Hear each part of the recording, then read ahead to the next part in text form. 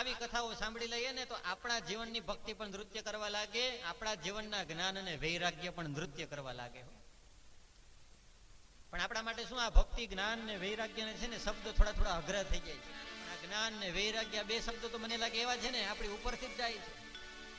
જીવનમાં જ્ઞાન અને વૈરાગ્ય કેટલા જરૂરી છે. તો કે આપણે ગાડી લઈને જતા હોય અને આગળ એમ થાય કે આગળ રસ્તો પૂરો થઈ ગયો છે, ત્યાંથી આમ વળવાનું છે ડાબી અથવા જમણી બાજુ, પણ આપણને શું ખબર જ નથી કે હા એરો તો માર્યો છે કે ડાબી અથવા જમણી બાજુ વળવાનું છે.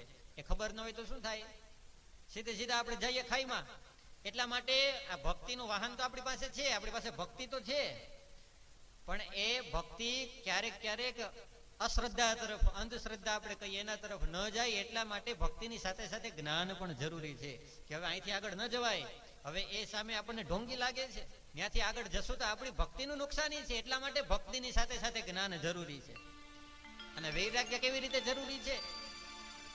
ગાડી લઈને જાય ને એટલે સામે સ્પીડ બ્રેકર હોય, બમ્પ હોય, એ બમ્પ હોય એટલે શું કરે ડ્રાઈવર?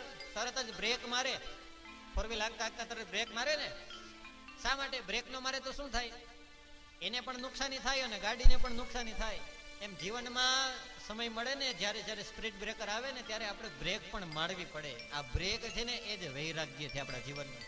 જો નહીં મારીએ તો ગાડીમાં નુકસાની થાય, આપણને પણ નુકસાની થાય, આપણા હૃદયમાં પણ થડકા લાગે.